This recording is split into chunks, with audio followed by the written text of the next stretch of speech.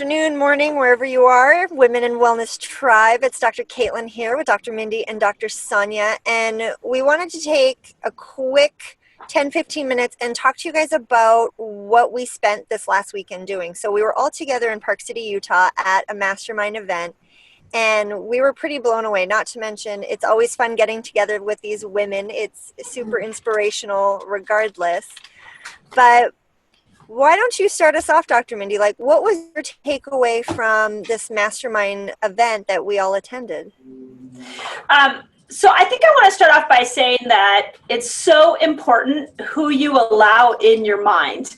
I think that one of the cool things about this experience this past weekend is that we get to hang out with people who have such a positive, forward-thinking mindset when it comes to their life, when it comes to health. And when you spend 3 days with people that think on that level, it changes you. So I really want to start by just saying, I think my first takeaway is the power of hanging out with people who are thinking bigger than maybe you're thinking. And if you're stuck, you gotta hang around people whose lives you like, whose mindset you appreciate, and you want to make sure that you're infusing yourself with their thought process. So that's kind of one of my first things. The other takeaway that I loved, and I last night when I got home, I sat and chatted with my family at the dinner table about this, and it was really two things. One is I love this idea about living in your true identity and like who you were meant to be. I had my daughter, it came up in a conversation about how her way of approaching the world is changing. And her friend was sitting at the dinner table next to us and said, yeah, Bodhi, you're a lot more relaxed. You're more like, you don't wear as much makeup. You're more earthy. And she went down this long list of like what Bodhi appeared to be like now. And I said to her, I think you're actually just coming back to your true identity.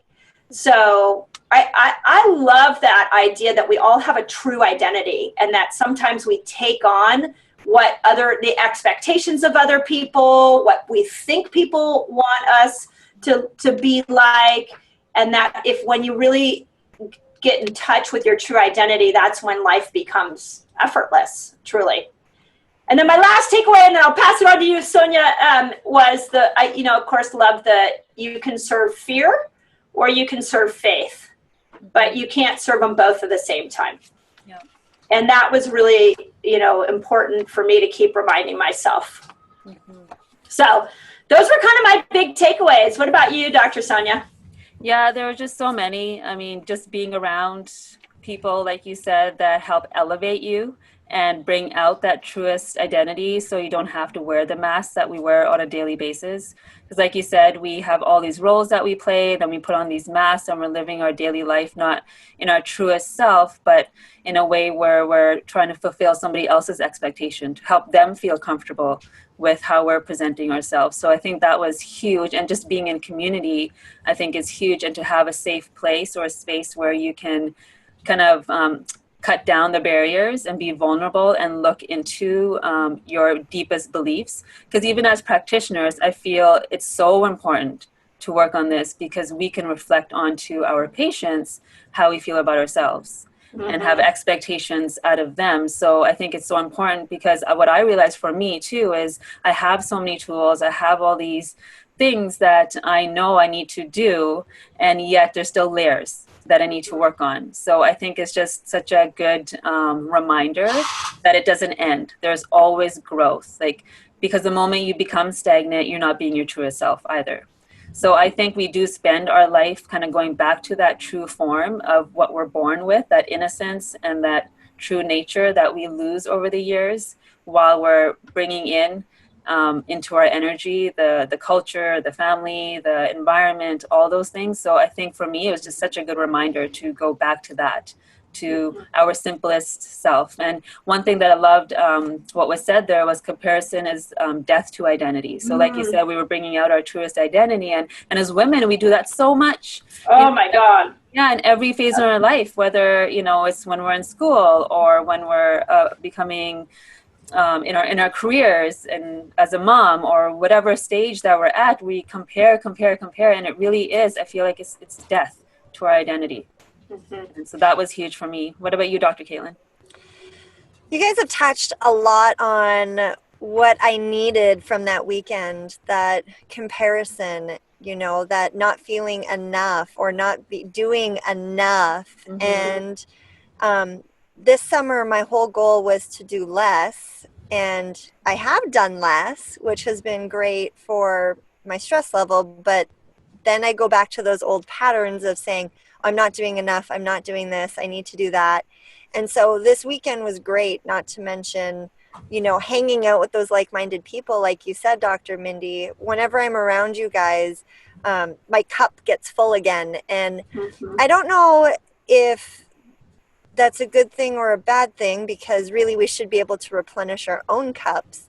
Yeah. But sometimes it's really good to be reminded from others, what our special gifts are, or what makes us unique, and to really love and honor those quirkiness that we might have, that we might not appreciate about ourselves, but other people truly do love, and it inspires others. So not to repeat everything you guys said, the one thing that this weekend really made me go back and go, oh my gosh, I need to do this again, was read the book, The Attractor Factor.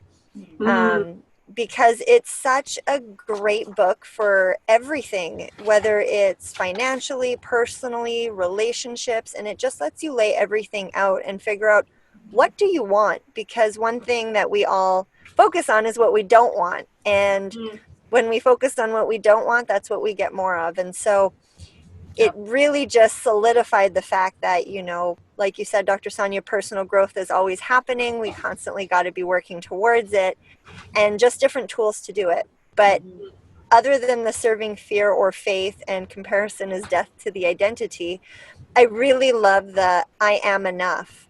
We all are enough, and we have to be okay with it. Yeah, so there's, we talked a little bit about Marissa Peer. She, I think, has a program called I Am Enough. She has this affirmation that I think the listeners will really benefit from. And essentially it's, I am enough, I am enough. Now that I know that I'm enough, everyone else knows I am enough, and I will always be enough. And I think if we just write that down and post it everywhere around us, it's a constant reminder of, yes, you are enough exactly how you are today. Yeah. And she has, you guys watched one of her, a podcast on her. Maybe we could put it in on our Facebook group. We can just put a link to it. Because I do believe that this is every human being, if you get to the root of much suffering, is all around not feeling enough. I definitely agree with that. So the other thought I had, Caitlin, as you were talking, the other thought I was thinking about is that I think that the world in general, it tends to think in very limited, scarcity, negative, complaining, blaming ways. And if you don't want to live in that world, you have to make an effort to step out of it. And even, I know we all have morning time that we do reading. I just wrote down the Attractor Factor again. I'm like, okay, I got to get that.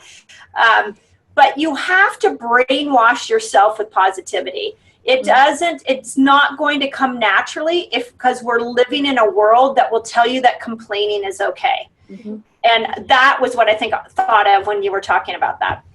Yeah, not just complaining, but fear. Think about everything we're bombarded with, the news. There's absolutely nothing positive on the news, or commercials like drugs. It's okay to be depressed. Just go get this pill, or we're just surrounded by it. And like you said, go ahead. Oh, I was just going to say that it's okay. It's okay for everything to be negative and fearful and scared, and we're just not meant to be that way. Yeah. Well, we're constantly reminded we're not enough. You need this makeup to make you look this way. You need this piece of clothing to make you look a certain way or feel a certain way. So marketing is really so genius. It targets that, vulnerable piece of ourselves where we do not feel enough, and they want to fill our void instead of teaching us tools where we can fill our own void in our own cup, like you were mentioning. Yeah, yeah. And I think we should talk a little bit about responsibility too. I thought that was kind of a cool thing, that responsibility is saying that you're not going to blame anybody for whatever is happening. And I think what's interesting about that is you're not allowed to blame yourself either, because that there's a lot, I resonate with the blaming of the self. So you can't shame yourself, you can't shame anybody, and you can't justify. And that when you truly take responsibility for something, you're dropping all three of those things. You're not blaming, you're not shaming, and you're not justifying. Yeah. And really interesting, even something as simple as, oh, I'm sorry I was late because of blah, blah, blah, blah, blah. It's like, no, the sheer fact is you're late. So I don't know how that's set for you guys, but that was really interesting for me. Yeah, I love that. I think it's really empowering, because what that does, it takes the power away from your circumstance and it brings it back to you. So it's not that it's a negative thing to take responsibility. It's so positive, because then it creates more trust within yourself. Right. So as soon as you start trusting yourself, you're going to start trusting the entire world, and then reflect that outwards. So I love that exercise. We're actually going to start it in our home, and we're going to start it in our office too, and we're going to add another twist. So as soon as you shame or guilt or justify or do anything, you're also doing 20 burpees. So that's good. We're adding a physical twist as well. Yeah. Yeah, I also loved it. And I don't think there's a problem with saying, I'm so sorry I was late, but you don't need to give the reasons, like the list of reasons as to why you were late. Simply saying, oh, I'm so sorry I'm running behind, or I'm so sorry I was late. That should be enough. You know, stop there. Don't say traffic or my kid's shoes or I spilled coffee on me. They're all reasons. It doesn't matter why you're late. You're late. So say you're late and move on. Yeah. Right. Yeah. Yeah. Yeah. No, I thought that was really good. And the responsibility game, maybe we can sort of finish off with this idea, which was basically for 30 days, you don't blame, shame, or justify. And if you do, then you put money in a jar. And at the end of 30 days, whatever money is in there, you donate it to a charity or you donate it out. So it does take a lot of honor system, but the idea is to change a habit. And I think it's a good one. So I wish I had started it when my kids were young, like you, Sonia, and I'm thinking about definitely I'm going to do it. And what a gift to your kids to start it now. Yeah. Yeah, we used to do this exercise where in the evening we would talk about our day and if there was things that we needed to reflect on or what you did well. But, I have a 4-year-old and a 7-year-old, so that turned into them just really praising themselves and putting more rocks in the jar to get toys. So it doesn't always land, but I think we're planting seeds. So I think it's really important. And just to wrap up the responsibility game, what I really loved is donating the money to somebody or something that you would never, ever, ever want to give money to. So like Monsanto. Oh my gosh, when my husband and I play this game for the next 30 days, I think that's what we're going to do, is we're going to donate it to a company that is 100% against everything that we breathe and believe in. And it's really going to make us rethink our words and what we're saying. And like you said, Dr. Mindy, it really is an honor system. So even when you're thinking and you're justifying and making all these excuses in your head, if you're not verbalizing it, you're still doing it. So for me, anyway, I'm still going to take that as I broke the rule and I'm going to put money in the jar. Yeah. And I think another important piece of the exercise is you put money in the jar, then you write down what that thought was. Oh, yes. That you verbalize and put that in the other jar. So it'll help you reflect back and just kind of create more awareness around the pattern that we have. Hey, I have a great idea. How about, for those that are listening, if you guys want us to write out the rules or the directions for this game, you're going to have to find us on our closed Facebook group and say, hey, I want the responsibility game rules, and we'll message it to you. But that's the only way you're going to get this written out. Yeah, and maybe, as this gets going and this podcast goes up, we can even do it together with everyone and do a challenge for, I'm going to say 40 days. I think it takes 40 days to break a habit and create a new one. So, that's something that we can do with the group. Yeah, I was thinking the same thing as you were talking, as both of you were talking, is like, let's do it in the Facebook group. Let's do it as a challenge to each other. I think that's a great idea because it's way more fun to do it together. Mm-hmm. It is. So perfect. Awesome. Well, what are your guys' like one finishing thought for this podcast for our listeners? What is one thing that you want them to think differently about or do differently? You are enough. That's underlying everything. You are enough, you are enough, you are enough.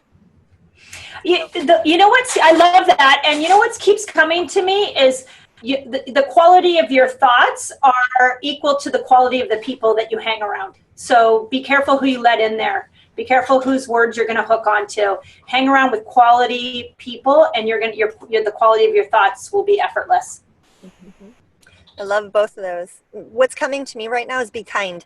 So be kind to others, but more importantly, be kind to yourself. You know, we're our own worst enemies. And so thinking kind thoughts about ourselves and really praising ourselves is so important. So that's what I'm going to finish with. Yeah, love it.